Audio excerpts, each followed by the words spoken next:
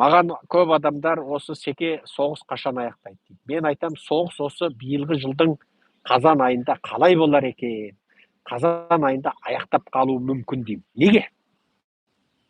Ғайыпты бір жаратушы Алла ғана біледі, біз білмейміз. Бірақ осы қазан қарашада Байден шал мен Трамп шал екеуі айқасқа түседі. Байден шал мен Трамп шал айқасқа түседі. Трамп қазір соттан көзін ашпайды.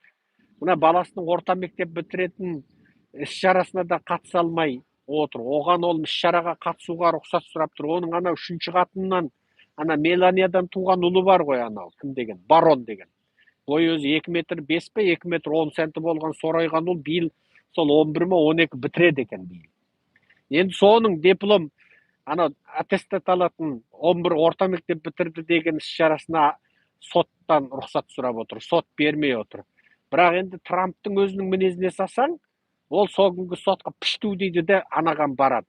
Ал Америка халқының эмоциясы бойынша оның әке шешесі баласының орта мектеп бітіру іс-шарасына қатысу керек. Ал егер сот оған рұқсат бермесе, онда соттікі моральдық тұрғыдан 12 қате болады да, бүкіл медиа халық сотқа қарсы тұрып кетеді.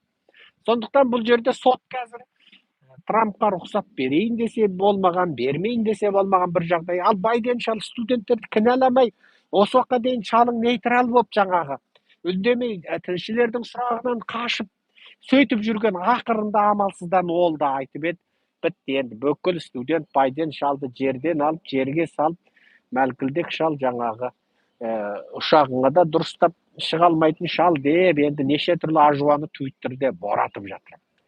Украина соғысы тура осы екі шалға қатысты. Менің алдағы қазанда бір мәселе болу мүмкін, соғыс аяқтауы мүмкін дейтінім былай.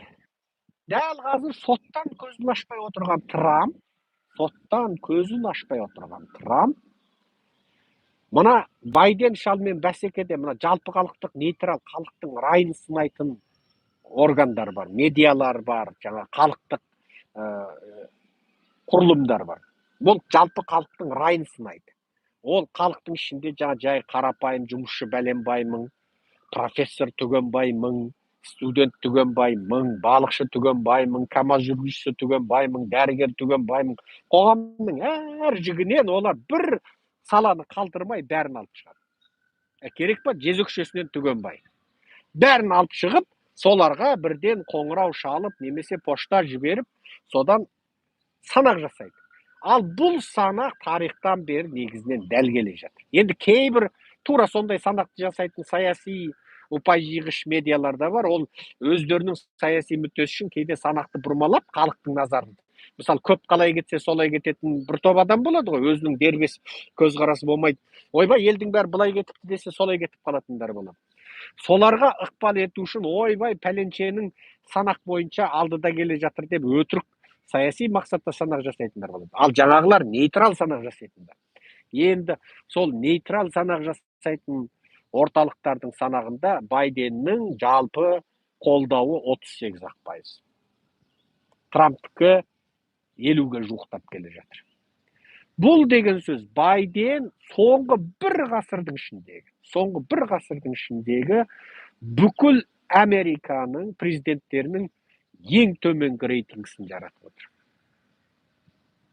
Қайталап тұрып айтам, сіз кімді айтып отыр демеңіз. Дәл қазір біз жақсы көретін, Украинаға көмекті беріп жатқан, орыстың езуін тіліп жатқан, мына сасық көкірек орыстарды күніне 1000-нан мына батарейкам бітіп бара жатыр екен. Сасық көкірек орыстардың күніне 1000-нан өлуіне жаңағы себеп болып тұрған, сасық көкірек орыстардың күніне 1000-нан өлуіне. Қазірге дейін мысалы ажал құшқан орыстардың саны 500 миллион болды.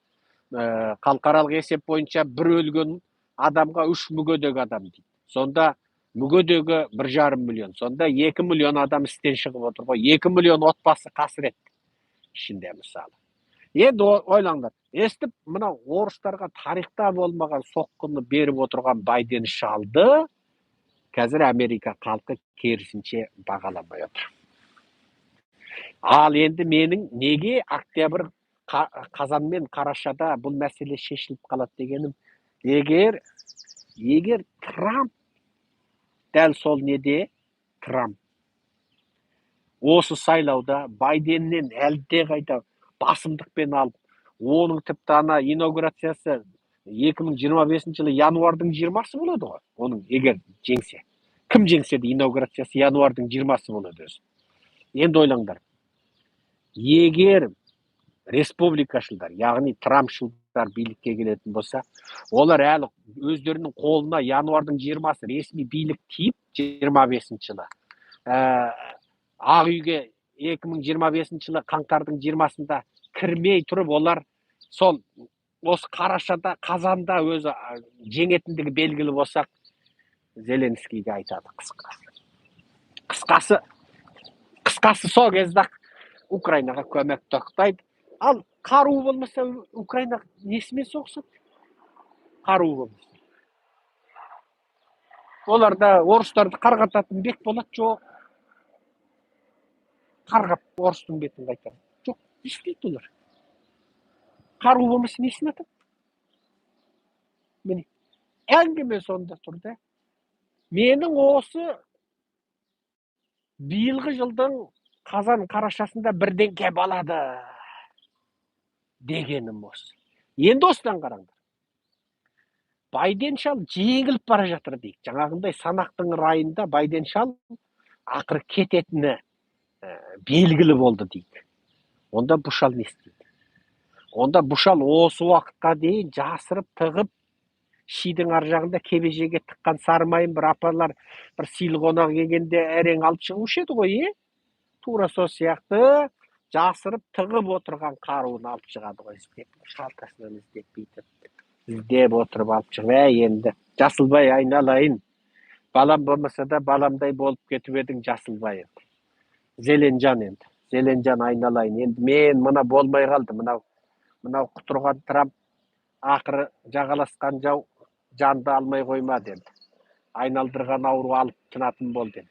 Мынау енді саған аяп бермей келе жатыр еді, мына біраз орысты батпаққа батыра түссін деп, мә деп береді. Неге? Ол кетіп бара жатыр. Енді амал жоқтықтан береді.